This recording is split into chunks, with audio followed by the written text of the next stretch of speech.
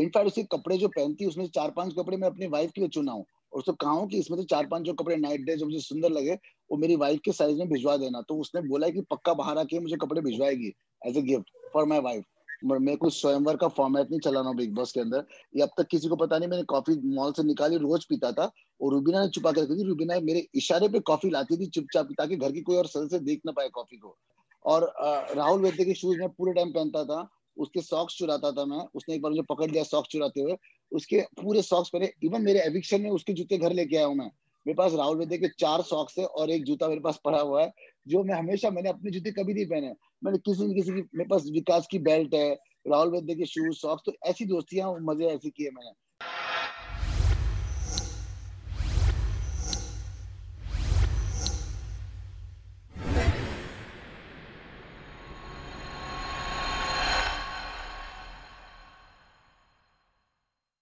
तो राहुल, सबसे पहले तो वेलकम टू टेलीचस्का। एंड अभी अभी आप बिग बॉस के घर से बाहर आए हो। पहले घर में लॉकडाउन हुआ, फिर आप बिग बॉस के घर में लॉकडाउन हुए चले गए। तो वो पूरा एक्सपीरियंस किस तरह रहा इस बार बिग बॉस का? देखिए, बाहर जरूर लॉकडाउन था, मगर thanks to colour channel Bigg Boss के घर में हम गए। 10-15 हजार स्क्वायर फीट का घर, इतना बड़ा घर, और स्विमिंग पूल। सोचिए किसको स्विमिंग करने की परमिशन अब तक मिली है। हम स्विमिंग पूल स्विमिंग करते थे, धूप सेकते थे, एप्पल खाते थे, ऑरेंज खाते थे। तो काफी मजे किए, और बिग बॉस लाइव देखे, झगड़े देखे, सब पागलपंती देखी।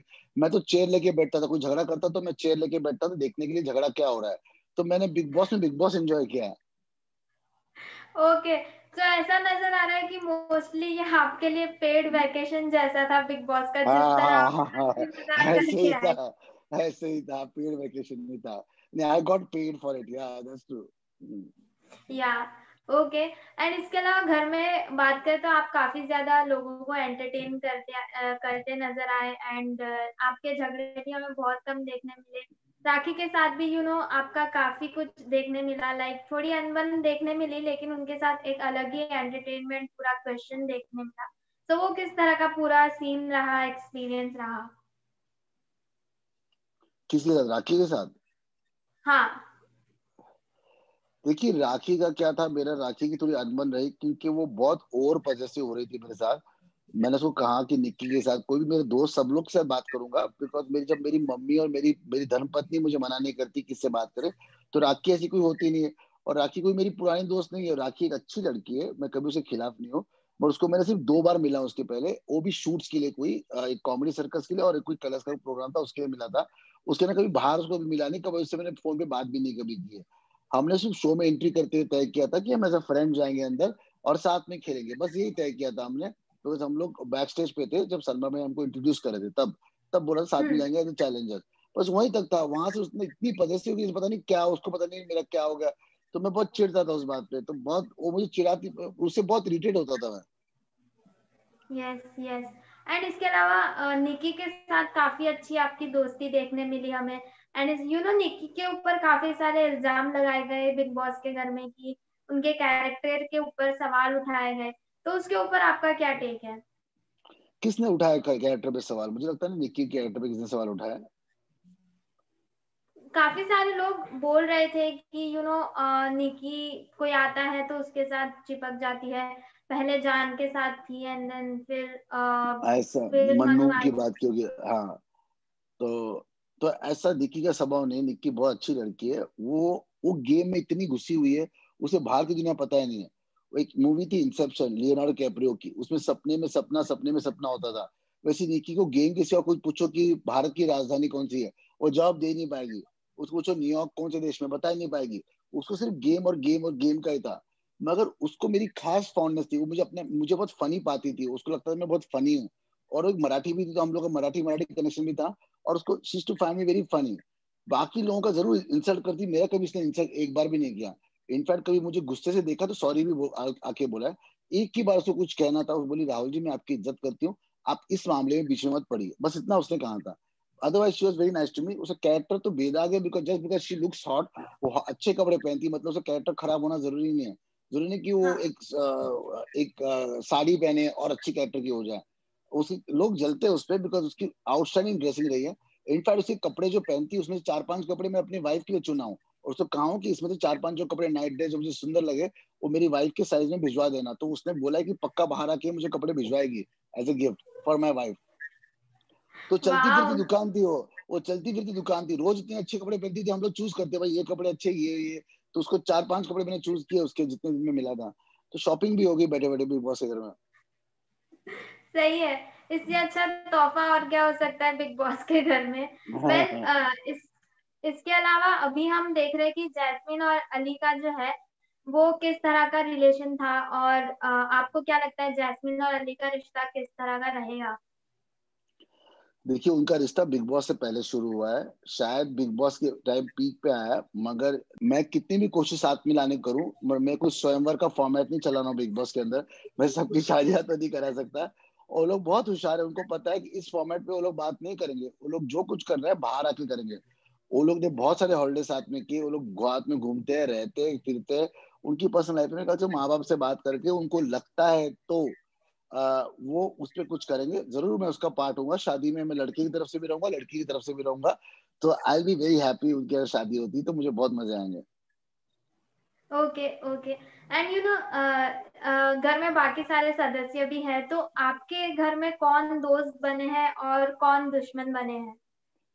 दुश्मन तो कोई नहीं बना, मेरा दोस्त मेरा अभिनव शुक्ला एकदम बिल्कुल सपोर्ट, जिसने मुझे स्टार्टिंग से किया हर बात के लिए, मेरे हर कंफ्यूजन के लिए, कपड़े का स्टाइलिंग हो, बालों का स्टाइलिंग हो, हेयर कलर हो, मुझे कपड़े समझनी है क्या पहनने, हर चीज इतना सपोर्ट किया कि रुबीना तंग हो गई, बोली यार तुमको कितना अभिनव सपोर्ट करता है। अभिनव और रुबीना मेरे दोस्त थे, मैं दोनों से बहुत घंटों घंटे बातें करता, जो दिखाई नहीं गई कि हम लोग अंतरिक्ष के बारे में, हॉलीडेज के बारे में बात करते थे, घर की बाहर की बातें करते जो मजेदार होती थी। शायद वो कलर्स के लिए मजेदार नहीं होंगी पर हम लोग करते थे। तो हम लोग की दोस्ती बहुत अच्छी बनी तीनों की। यहाँ तक कि रूबीना मेरी जो कैप्टन की कॉफी थी, ये अब तक किसी को पता नहीं, मैंने कॉफी मॉल से निकाली रोज पीता था, और रूबीना ने छुपा के रखी थी। रूबीना मेरे इशारे पे कॉफी लाती थी चुपचाप, ताकि घर की कोई और सदस्य देख ना पाए कॉफी को। सो मैं कॉफी पीता था, रूबीना छुपा के कॉफी लाती थी मेरे लिए। So, बहुत अच्छी बॉन्ड हमने शेयर किया रूबीना, मैं और अभिनव ने। और एजाज से भी मेरा अच्छा बॉन्ड बना, एजाज से बना, अर्शी से बना, सभी से बना, अली से बना, जासमीन से मेरी पहले से दोस्ती थी। तो मेरे ख्याल से किसी से कोई खराब ऐसा नहीं होगा। और जिस घर में पूरी नफरत फैलती है उस घर में मेरे को सिर्फ प्यार ही प्यार मिला, लोगों ने मुझे प्यार दिया, मैंने लोगों को प्यार दिया।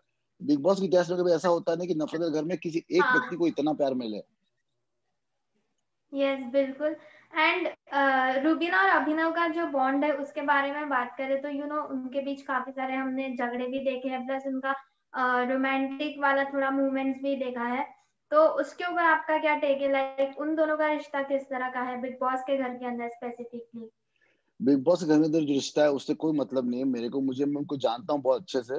उनकी जो बॉन्डिंग है, डेप्थ है, कंपैटिबिलिटी जो उनकी है, वो इतनी डीप है, इतनी जबरदस्त है।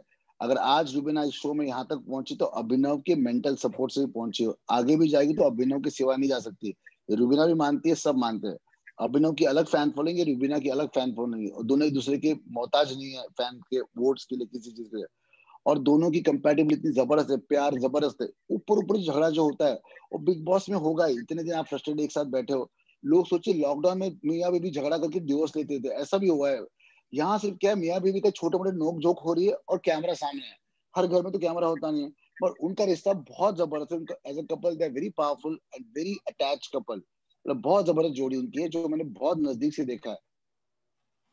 Okay, okay.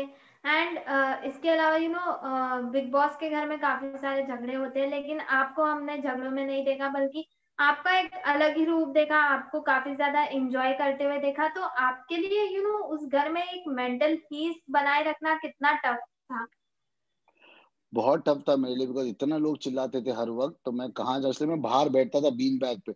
अच्छा मैंने और एक चीज की बिग बॉस घर में, मुझे पता था हाँ। दोपहर को सोना अलाउड नहीं है, तो मैं बीन बैग लेता था और दो लोग झगड़ते थे और मैं बीच में सो जाता था। और मुझे पता है बिग बॉस जब मैं सोऊंगा झगड़े के बीच में तो कुकड़ू बजाएंगे नहीं, बिकॉज ये फॉर्मेट में है कि अगर दो लोग झगड़ रहे हैं और मैं बीच में सो जाता हूँ तो मैं खराटे मारता था बीच में, और लोग झगड़ा कर रहे हैं उसके बीच में आप सो जाओ तो बिग बॉस कुकड़ू करेंगे नहीं, बिकॉज झगड़ा रुक जाएगा। तो मैं उसी वक्त सोता था कि जब जब कोई लोग झगड़ा करे उनके बीच में जाके सो जाता था मैं। तो मैंने एक जगह ढूंढ ली थी कि भाई जब भी झगड़े चले वहां अपनी बीन बैग ले जाओ और लेट लो। उसके बाद आधा एक घंटा झगड़ा चलता रहता था और मैं सो जाता था। तो पता नहीं कैसे होता था वो, मैंने एक लूप होल बिग बॉस का ढूंढ लिया था। Okay, that's nice. ये एक्चुअली काफी सारे लोगों को अब पता चल गया होगा कि अगर भाई आप बिग बॉस के घर में जा रहे हैं तो आप इस तरह की स्ट्रेटेजी भी अपना सकते हैं सोने के लिए। हाँ बिल्कुल बिल्कुल, ये होता है। बिग बॉस कभी यस, कुकड़ू बजाएंगे नहीं।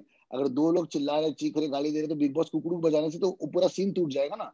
तो एक आदमी सो रहा है, उनको फर्क नहीं पड़ता, वो उसका ऑडियो म्यूट कर देंगे और बाकी लोगों की झगड़ा चलाता रहेगा। तो ये स्ट्रेटेजी में, ये बहुत जबरदस्त स्ट्रेटेजी है बिग बॉस में। Nice nice. एंड इसके अलावा अभी गेम आगे बढ़ रहा है, तो आपके हिसाब से स्ट्रॉन्ग कंपटीशन या स्ट्रॉन्ग कॉम्पिटिटर बिग बॉस के घर में कौन है? देखिए स्ट्रॉन्ग का तो पता नहीं, मुझे लगता है कि देखिए हर एक व्यक्ति वहां जो आया, कोई ना कोई मन में इच्छा लेके आया। विकास पैसे के लिए आया, राखी किसी से आई, निक्की अपना करे उठाने आई। हर एक जन कोई ना कोई इच्छा लेके आया। मेरे ख्याल से वो हर व्यक्ति की इच्छा पूरी हो, वही मेरे लिए इम्पोर्टेंट है। बाकी स्ट्रॉन्ग वीक की बात ही नहीं आती। वो तो हर हर समय स्ट्रांग होता है, हर समय वीक होता है। समय के साथ जो आगे तक चलेगा वो चलेगा। पर मेरी इच्छा है कि हर व्यक्ति जो आया, हमारे बाकी कंटेस्टेंट जो सोनाली जी भी हो, सब लोग हो, वो अपनी जो जो इच्छाएं से आए बिग बॉस में, उनकी इच्छाएं पूरी हो जाए और फिर ही उस घर से बाहर निकले। बस यही मेरी इच्छा है सबके लिए। ओके। एंड इसके अलावा राहुल वैद्य के बारे में बात करें तो उनका गेम आपको किस तरह का लगता है? किस तरह वो घर में खेल रहे हैं या जो भी उनकी स्ट्रेटेजी है? यार देखो, मुझे किसी गेम के बारे में कुछ पता नहीं। राहुल मेरा अच्छा दोस्त था, हम लोग बहुत फनी कमेंट करते थे। राखी और जासमीन की लड़ाई हो रही थी और हम बोलते थे अगर ये लोग ने फिजिकल फाइट की तो हम जाएंगे नहीं, हम वेट करेंगे, लड़कियां जो कूट देंगी, कूटने तक जाएंगे नहीं। और हम इतने मस्ती करते थे हम लोग की लड़कियों के जोक पे, हम लोग फाइट चल रही सीरियस और हम लोग बिग बॉस देखते थे। बोले हम लोग देखो बिग बॉस देखिए, तो ये झगड़े कर रहे, हम लोग बोलते अभी कौन किसको मारेगा या किसको कैसे मारा जाए, किसी गले में थरी बांध दी जाए। और राहुल वैद्य के शूज में पूरे टाइम पहनता था, उसके सॉक्स चुराता था मैं। उसने एक बार मुझे पकड़ लिया सॉक्स चुराते हुए, उसके पूरे सॉक्स पहने। इवन मेरे एविक्शन में उसके जूते घर लेके आया हूँ मैं। मेरे पास राहुल वैद्य के 4 सॉक्स है और एक जूता मेरे पास पड़ा हुआ है, जो मैं हमेशा, मैंने अपने जूते कभी नहीं पहने। मैंने किसी न किसी की, मेरे पास विकास की बेल्ट है, राहुल वैद्य के शूज सॉक्स। तो ऐसी दोस्तियां, मजे ऐसे किए मैं सबकी सब प्रॉपर्टी यूज कर ली, सबसे काम भी करवाया और सबकी चीजें भी इस्तेमाल कर ली मैंने। स्मार्ट। एंड लास्टली आप अपने फैंस एंड व्यूअर्स को क्या मैसेज देना चाहेंगे, क्या कुछ कहना चाहेंगे? देखिए जो जो लोग मुझे देख पाए, समझ पाए, देखिए शादी की बारात चल रही होती है जिसमें ढोल ताशे ताशे नगाड़ा और डीजे चलता है और नागिन डांस भी होता है, तब किसी की बांसुरी बज रही होती है मधुर, जिसमें आपको सेंस हो, कॉमेडी हो, सेंसिबिलिटी हो। अगर इस शोर तमाशे में किसी ने मुझे सुन लिया और अप्रिशिएट किया तो वो बहुत बड़ी बात है आपके लिए भी। तो वो सुनने के लिए धन्यवाद। यस, क्योंकि आपके जाने के बाद भी हमने देखा कि घर में काफी सारे लोग आपको अप्रिशिएट कर रहे थे। आपके बारे में किसी ने भी मतलब ऐसे हमने सुना नहीं कि किसी ने कुछ बुरा बोला हो। तो वो एक अपने आप में एक बड़ी अचीवमेंट है। और लोग 2 दिन तक मेरे जाने के बाद बात करते थे, जो घर में आधे घंटे में लोग भूल जाते हैं, नेक्स्ट दिन भी सब लोग मुझे याद कर रहे थे। मेरे पास उसका वीडियो भी देखा मैंने लाइव में। काफी लोग मेरे बारे जी। में बात कर रहे थे, अली हो, रुबीना हो, अभिनव हो, राहुल वैद्य हो, अर्शी हो, सारे लोग बात करते नेक्स्ट दिन भी। जहाँ यहाँ यहाँ जब बंदा चले गया मुख्य द्वार से, लोग भूल जाते थे। मेरे साथ ही ऐसा हुआ है, कम समय बिताया पर लोगों के ज्यादा दिल में घुसा हूँ। So I am very happy for that. Yes, absolutely. And अगर आपको अपने किसी दोस्त को नेक्स्ट बिग बॉस में भेजना हो या इस बिग बॉस में एज वाइल्ड कार्ड कंटेस्टेंट भेजना हो, जो कभी बिग बॉस के घर में नहीं गया हो, तो वो कौन होगा? ऐसा कोई सेलिब्रिटी फ्रेंड मेरा अभी फिलहाल दिमाग में नहीं आ रहा है, मगर अगर ऐसा कोई हो तो मैं बोलूंगा मेरा एक दोस्त गौतम रोडे। उसको सोचूंगा अगर टेलीविजन से होगा तो गौतम रोडे को शायद भेजूं, क्योंकि आजकल वो बिग बॉस बहुत देख रहा है, तो उसको भेज सकता हूँ। या तो करण वाही को। Okay okay. So Rahul, thank you so much. काफी सारे ट्रिक्स एंड टिप्स आपसे जानने के मिले अगर कोई बिग बॉस के घर में एंट्री लेता है। So it was nice talking to you. Nice talking to you, thank you so much for talking to me. Bye bye. Thank you, bye, take care. Bye.